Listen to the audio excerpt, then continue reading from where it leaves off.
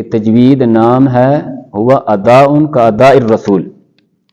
کہ یہ اس ادا کا نام ہے جیسا کہ آپ صلی اللہ علیہ وسلم نے قرآن کی ادا کی تھی۔ صلی اللہ علیہ وسلم نے یہ بھی فرمایا کہ رب قاری للقرآن والقرآن یلعنہ، بہت سے قرآن پڑھنے والے ایسے بھی ہیں جن پہ قرآن لعنت کرتا ہے۔ اگر آپ یہ بھی سمجھ سکتے ہیں کہ اگر ایک آدمی قرآن نہیں پڑھ سکتا صحیح تو لازمی بات ہے وہ نماز بھی نہیں صحیح پڑھتا ہوگا تجوید کے مطابق،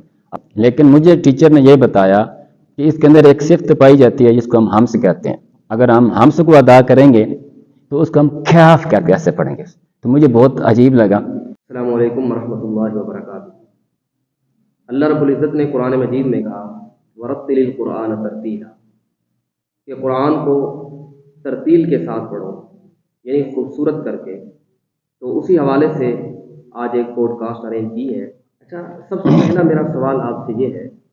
کہ ہم یہاں اکٹھے ہوئے ہیں پوڈ کاسٹ کے لیے تجوید کے حوالے سے، تو جو آڈینس ہے ہماری، سب سے پہلے تو ان کو یہ بتائیں کہ یہ تجوید ہے کیا چیز،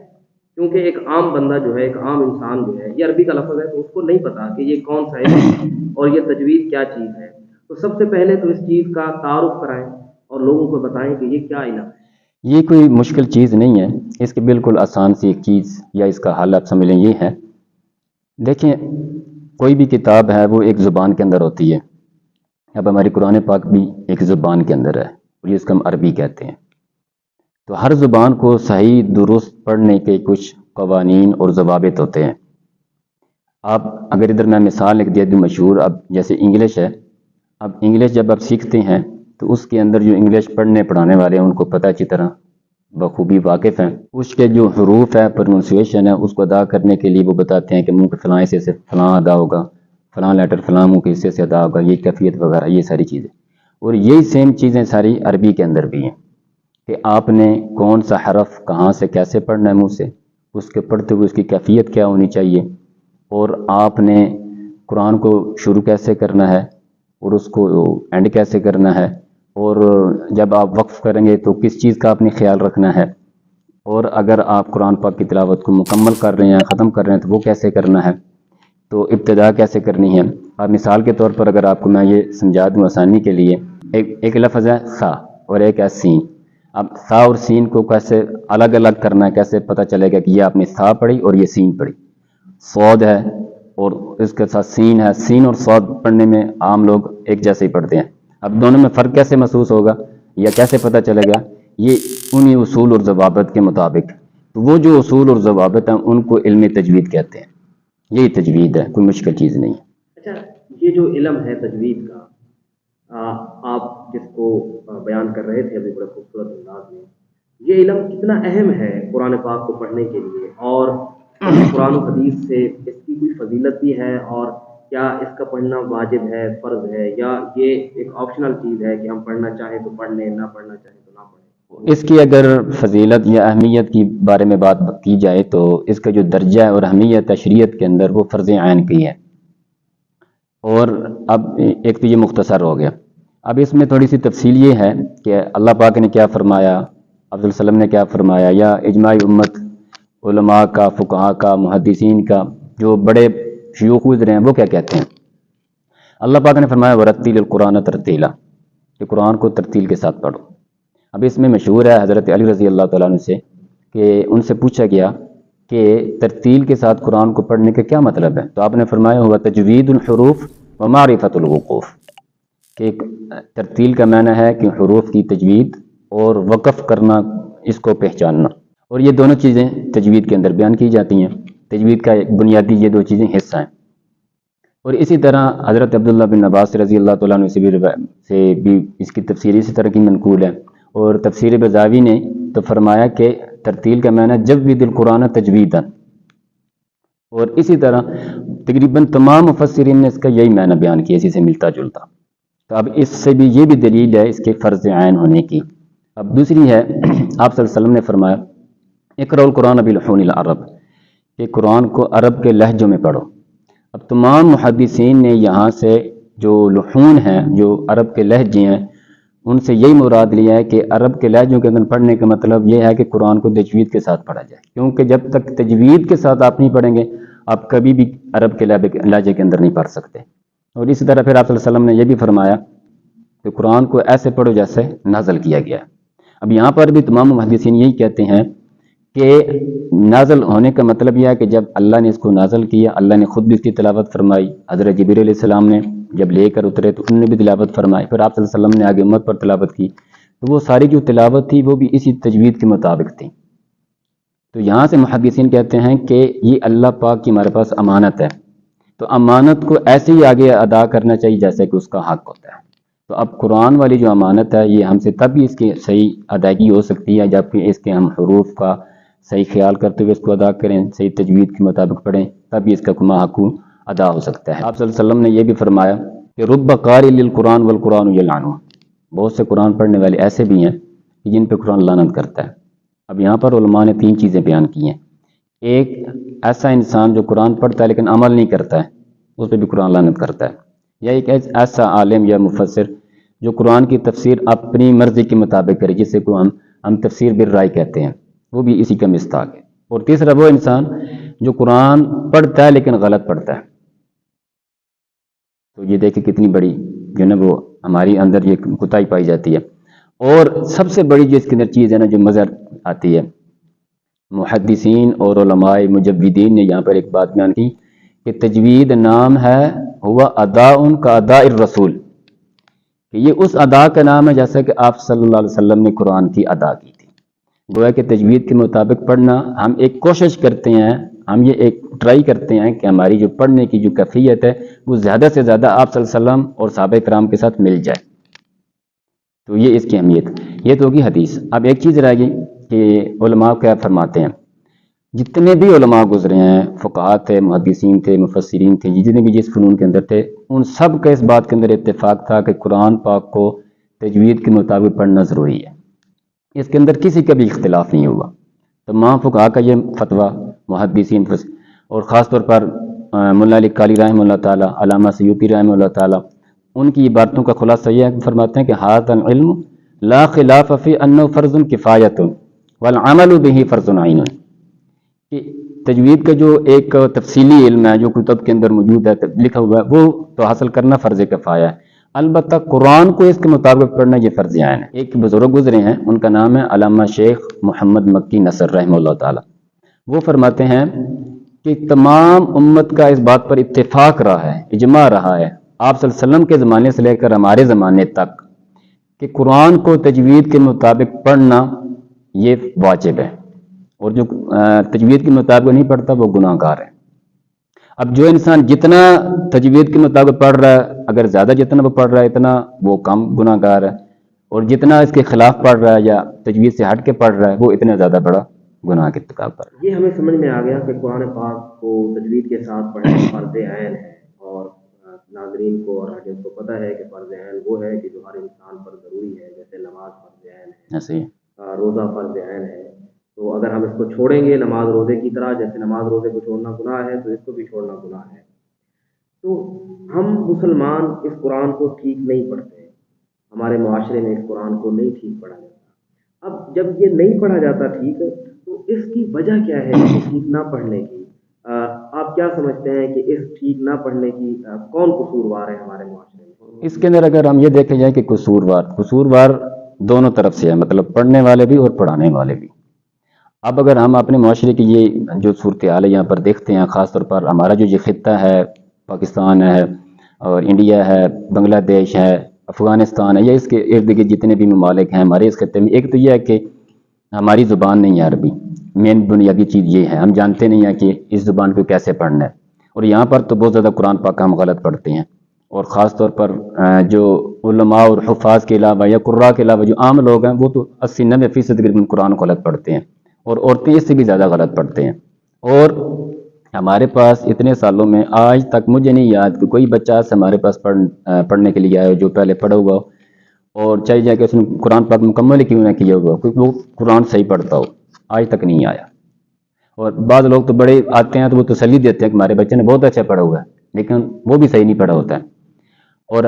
خاص طور پر ادھر لوگ رابطہ بھی کرتے ہیں پڑھانے کے لیے، وہ کہتے ہیں کہ ہم نے تجوید وغیرہ پڑھی ہوئی ہے، تو جب وہ بھی رابطہ کرتے ہیں تو جب ان سے قرآن سنتے ہیں تو وہ خود بھی غلط پڑھ رہے ہوتے ہیں. تو یہاں پر جو قصور اب دونوں طرف سے ہے، پڑھانے والے بھی نہیں صحیح پڑھاتے، اور جو پڑھنے والی عام لوگ ہیں وہ بھی توجہ نہیں دیتے ہیں۔ اور اب تو کیفیت یہ بن چکی ہے کہ جب کسی کے گھر والوں سے، والدین سے بات کی جاتی ہے کہ اب بچے کو کہیں کہ سبق کو یاد کرے یا پریکٹس کرے، تھوڑی سی مشق کرے، تو وہ کہتے ہیں بچے کے پاس ٹائم نہیں ہے۔ ٹائم کیسے نہیں ہے؟ بس جی یہ اسکول سے اتنے بجے آتا ہے، پھر اس کی فلاں ٹیوشن شروع ہو جاتی ہے، پھر اس کی فلاں ٹیوشن شروع ہو جاتی ہے، تو اس کے پاس ٹائم ہی نہیں ملتا پریکٹس کرنے کا۔ اب ہم نے یہ اہمیت اس کو دینا شروع کر دی ہے کہ دونوں اس چیز کو اہمیت دیں، اس کا حق ادا کریں، پڑھانے والے بھی اور پڑھنے والے بھی۔ اچھا، قرآن ٹھیک نہیں پڑھا جا رہا، پڑھانے والوں کا بھی قصور ہے اور پڑھنے والوں کا۔ اب یہ پرابلم ہمیں نظر آ گئی، اب ہر پرابلم کا ایک سلوشن ڈھونڈا جاتا ہے۔ تو اب ہمارے پاس کیا اقدامات ہیں یا ہم کیا کر سکتے ہیں اس پرابلم کے سلوشن کے لیے؟ کیونکہ جو ہو گیا ہے اس پر تو ہم کچھ نہیں کر سکتے، جو گزر گیا ہے وہ تو پاسٹ ہے۔ اب فیوچر میں ہم اس چیز کو ٹھیک کرنے کے لیے کیا کر سکتے ہیں اور ہمیں کیا کرنا چاہیے؟ اس کے لیے جیسے کہتے ہیں نا، ایک کسی کام کو کرنے کے لیے ایک عزم بالمصمم،